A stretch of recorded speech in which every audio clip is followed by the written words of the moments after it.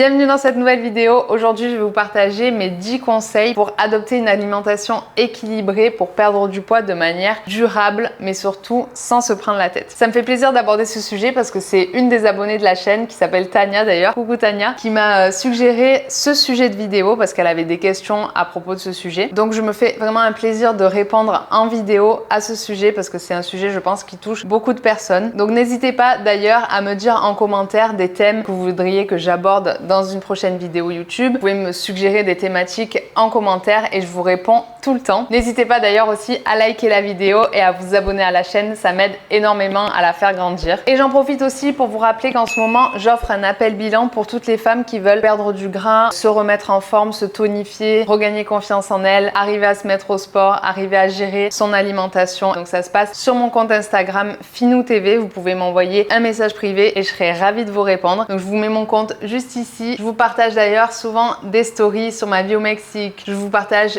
de la motivation pour faire du sport. Je vous partage mes recettes. Je vous partage tout sur mon compte Instagram. Donc allez-y, ça se passe sur mon compte FinouTV. Maintenant c'est parti, on passe au premier conseil. Le premier conseil que je peux vous donner si vous voulez perdre du poids de manière durable en ayant une alimentation saine et équilibrée, c'est d'être en déficit calorique.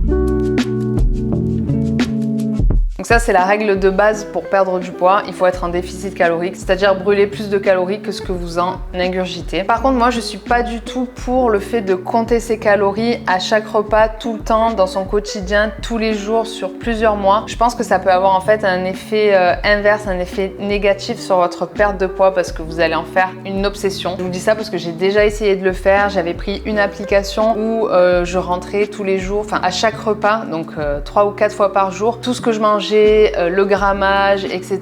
Et c'est vrai que déjà c'est très contraignant parce qu'il faut le faire à chaque fois et ça prend quand même du temps. En plus de ça, ça devient un peu obsessionnel parce qu'on est tout le temps en train de regarder ah mais ça c'est tant de calories, ah mais ça je peux pas le mettre. Moi je suis vraiment pas pour ça. Par contre, je suis pour le faire sur une courte durée. Par exemple, si vous avez vraiment aucune notion de combien de calories contient un œuf ou combien de calories contient les aliments que vous mangez quotidiennement, là dans ce cas-là, je suis pour. C'est-à-dire que vous pouvez vous dire cette semaine, ok, je prends une semaine, c'est ma semaine type de ce que je mange d'habitude. Je vais compter les calories de ce que je mange d'habitude. Et ça va vous permettre en fait d'avoir une idée globale des calories que vous ingurgitez tout au long de la journée sur une semaine. Et à la fin de cette semaine, vous allez pouvoir voir combien de calories vous mangez habituellement par jour. Donc c'est une moyenne, on compte pas à la calorie près, mais au moins vous avez une vision assez globale de combien de calories vous mangez par jour. Et ça va vous permettre du coup de savoir quand vous cuisinez combien contient de calories ce filet de poulet ou ces 50 grammes de riz ou cette cuillère de beurre de cacahuète. Voilà, donc je vous conseille pas d'en faire une habitude de compter vos calories, mais vraiment de le faire sur un laps de temps pour savoir combien vous ingurgitez de calories en général dans une journée pour pouvoir le comparer avec ce que vous dépensez en termes de calories au quotidien. Donc une fois que vous savez à peu près combien vous ingurgitez de calories par jour, vous devez savoir combien vous en dépensez. Donc pour ça, vous devez calculer votre métabolisme de base. Donc ça c'est très facile à faire, vous allez sur Google, il y a plein de simulateurs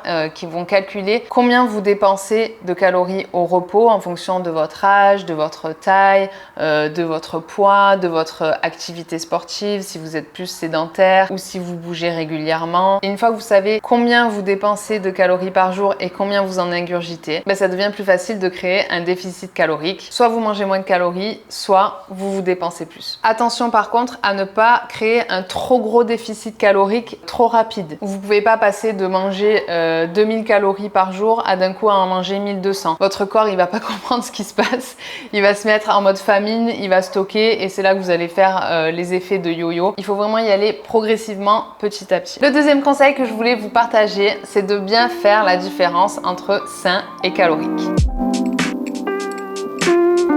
Ce que je veux dire par là, c'est que manger sain, manger équilibré, manger healthy, ça va pas forcément vous faire perdre du poids. Je m'explique. Il existe des aliments qui sont hyper sains, comme par exemple l'avocat, les noix, enfin tous les oléagineux, mais qui sont très caloriques. Donc c'est pas parce que vous mangez sain, que vous mangez ces aliments, que vous allez perdre du poids, parce qu'ils sont riches en calories. Par contre, ils sont bien sûr à intégrer dans votre alimentation, mais pas en trop grande quantité. Donc par exemple les amandes ou le beurre cacahuète, c'est super bon, c'est super sain, mais il faut pas en manger 3 cuillère à soupe comme ça à chaque repas. Voilà, il faut le doser et c'est là justement que le fait de compter vos calories sur une semaine, ça va vous aider à savoir justement si vous avez l'habitude de manger du beurre de cacahuète, ça va vous aider à vous dire ah oui en fait une cuillère de beurre de cacahuète ça représente tant de calories. Donc voilà, si vous voulez perdre du poids de manière durable en ayant une alimentation équilibrée, il faut faire cette balance et avoir une notion des calories qu'il y a dans les aliments que vous mangez, même si c'est des produits sains. Par exemple, une sucette, c'est très peu calorique, mais c'est pas très sain parce que c'est que du sucre. Et manger du beurre de cacahuète, c'est sain, mais c'est très calorique. Donc je vous dis pas de manger des sucettes, mais ayez conscience quand vous mangez et que vous voulez perdre du poids et donc être en déficit calorique, il faut avoir conscience de ça. Le troisième conseil que je voulais vous partager, c'est d'oublier les cheat meals.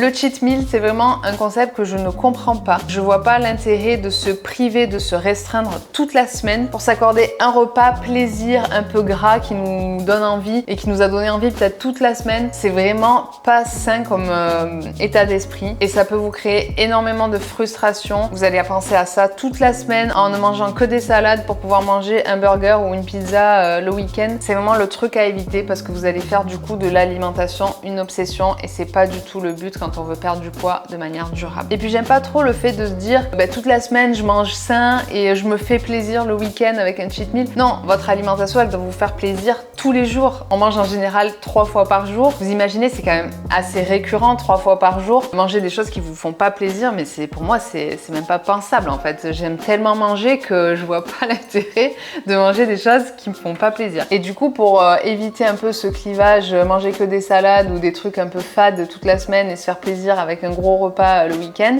durant la semaine en fait vous n'êtes pas du tout obligé de manger des salades ou des légumes vapeur avec du blanc de poulet sans goût. Non, au contraire, vous avez plein de vidéos sur ma chaîne avec des recettes qui sont gourmandes, réconfortantes, saines, équilibrées et pas forcément hyper caloriques ou hyper grasses. Non, personnellement j'ai été élevée dans une famille où ma mère cuisinait tout le temps, elle faisait tout le temps attention aux produits qu'elle mettait dans nos plats tous les jours. Donc c'est vrai que j'ai pris cette habitude de cuisiner des plats sains et équilibrés. Et sain, ça veut pas forcément dire fade. Si vous regardez ma chaîne et que vous me connaissez, vous savez que les plats sans ambiance, comme je dis, c'est vraiment pas pour moi. Voilà, votre poulet haricots verts, riz blanc, vous pouvez un peu le customiser, le rendre un peu plus fun avec des épices, avec des herbes aromatiques, avec de la marinade, avec un petit peu de fromage, vous avez le droit. C'est toutes ces petites choses qui vont faire qu'en fait vous allez prendre plaisir à manger tous les jours au quotidien sans vous frustrer, qui font qu'en fait vous allez plus avoir besoin du cheat meal parce que pour vous ça sera même plus un besoin de se faire plaisir à ce moment-là en fin de semaine parce que vous allez vous faire plaisir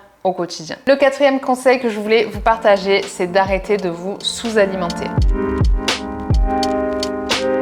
Je vois beaucoup de personnes qui essaient de perdre du poids en mangeant très peu de calories par jour, entre 1000 et 1200 calories, qui mettent leur corps vraiment en état de famine et de choc en fait, parce que votre corps il a besoin d'énergie, il a besoin que vous lui donniez tous les nutriments qui sont nécessaires à son fonctionnement. Donc si vous vous sous-alimentez, en fait votre corps il va se mettre en mode alerte et dès que vous allez ingurgiter quelque chose, il va le stocker parce qu'il va se mettre en mode famine en fait. Vous lui envoyez un mauvais signal. Donc pensez à manger. C'est peut-être contre-intuitif pour une perte de poids, mais pensez à manger. Moi personnellement je mange beaucoup, d'ailleurs tous mes proches me demandent comment je fais pour garder la ligne avec tout ce que je mange, mais c'est vrai que je me suis jamais sous-alimentée. J'aime tellement manger que pour moi c'est même pas pensable. Donc pensez à manger suffisamment. Le cinquième conseil que je voulais vous partager, c'est de penser à manger varié.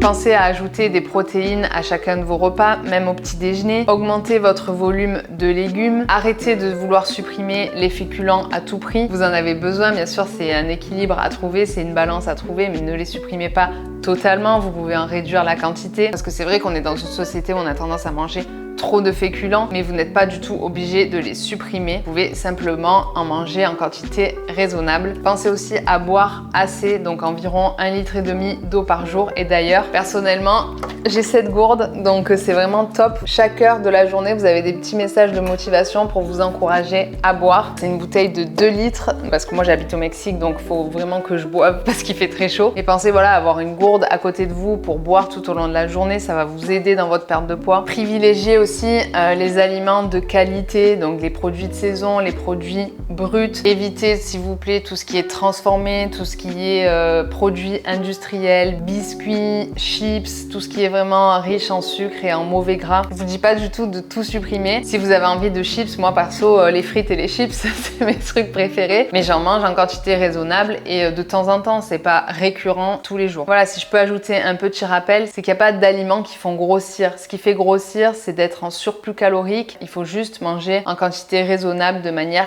équilibrée et tout se passera bien. Le 6e conseil que je voulais vous partager, c'est d'oublier la perfection.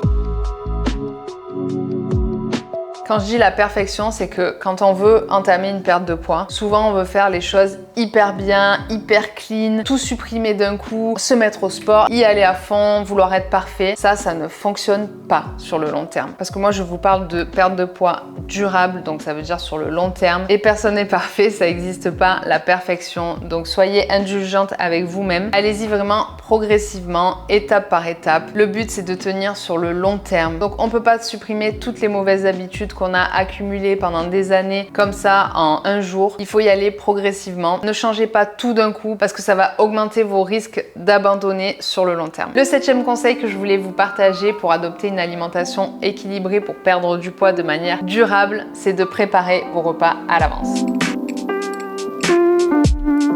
Si vous connaissez ma chaîne, vous savez que je suis adepte du meal prep et du batch cooking. C'est vraiment la méthode pour moi pour perdre du poids, pour perdre du gras, pour rester en forme, pour bien manger de manière équilibrée tout au long de la semaine. Parce que c'est vraiment l'organisation qui va vous aider à perdre du poids de manière durable. Comme je vous l'ai dit tout à l'heure, on mange environ 3 fois par jour et ça 7 fois dans la semaine. Donc c'est énorme en termes de quantité de repas. Ça veut dire qu'à chaque fois, on doit réfléchir qu'est-ce qu'on va manger, qu'est-ce que j'ai dans le frigo, ah mais ça j'ai pas, ah mais ça il faut que j'aille l'acheter, je vais faire des pâtes parce que c'est plus facile. Non, préparez vos menus à l'avance, faites vos courses à l'avance, préparez vos plats et comme ça, votre semaine, elle est prête, elle est organisée, vous savez d'avance ce que vous allez manger, vous vous préparez des repas faits maison qui vous font plaisir et vous allez voir que vraiment cette méthode, ça va changer votre vie. Le 8e conseil que je voulais vous partager, c'est de prendre en compte les éléments de votre vie autres que l'alimentation et le sport. Si vous voulez perdre du poids de manière durable, il y a d'autres éléments à prendre en compte autres que l'alimentation et le sport. Il y a par exemple le sommeil. Le sommeil, c'est vraiment quelque chose de très important à prendre en compte dans votre perte de poids parce que votre corps a besoin de repos pour récupérer, pour créer du muscle si vous faites du sport. Et en plus de ça, si vous dormez pas ou si vous dormez mal, souvent quand on dort mal, on a envie de manger n'importe quoi, on se sent pas bien, on passe une mauvaise journée et du coup, ça influe sur l'alimentation, ça influe aussi sur la motivation pour aller au sport. Donc c'est vraiment très important, ne négligez pas votre sommeil. Il y a d'autres éléments aussi de la vie qui entrent en compte, comme par exemple le stress. Tout ça est aussi à prendre en compte dans votre perte de poids. Le 9e conseil que je voulais vous partager, c'est de garder une vision long terme. Je vous en ai parlé précédemment dans la vidéo, mais si vous voulez adopter une alimentation équilibrée et saine pour perdre du poids de manière durable et définitive, il faut vraiment avoir une vision long terme. Tout dépend bien sûr d'où vous partez, mais il faut y aller étape par étape et du coup accepter que ça puisse prendre du temps. Quand je dis du temps, c'est pas non plus des années, c'est juste que je sais qu'on est dans une société où on veut des résultats comme ça, en un claquement de doigts, ou après une séance de sport, on veut déjà avoir des muscles, les abdos tracés, etc.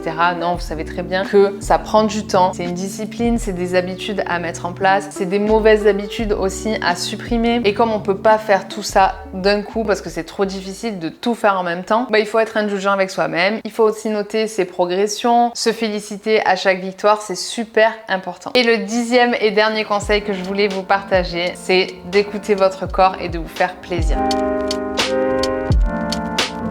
Ça, c'est vraiment ce que je fais au quotidien, c'est que chaque plat pour moi est un plaisir. J'aime tellement manger, je suis tellement gourmande que pour moi c'est un sacrilège si je mange quelque chose qui me fait pas plaisir. Et écoutez votre corps. Par exemple, quand vous êtes indisposé et que vous avez une envie folle de chocolat, manger un carreau de chocolat, c'est pas ça qui va tout ruiner. Il faut pas se dire que si vous faites un écart, d'ailleurs j'aime pas trop ce mot, mais bon, si vous mangez un carreau de chocolat, vous avez ruiné tout ce que vous avez fait dans la semaine. Non, c'est rien. C'est lissé sur toute la semaine. Vous imaginez le nombre de repas qu'on a dans une semaine. Si à un moment donné vous avez besoin, vous avez envie de ce carreau de chocolat, accordez-vous-le et faites-vous plaisir, écoutez votre corps, c'est super important. Et je vais terminer cette vidéo sur ce dernier conseil. Merci d'avoir regardé jusqu'au bout. N'hésitez pas à liker la vidéo si vous l'avez appréciée. Écrivez-moi aussi un petit commentaire, ça me fait toujours plaisir de vous lire et je vous réponds tout le temps. Et pensez à vous abonner à la chaîne, ça m'aide énormément à créer du contenu. Et quant à nous, on se retrouve pour une prochaine vidéo.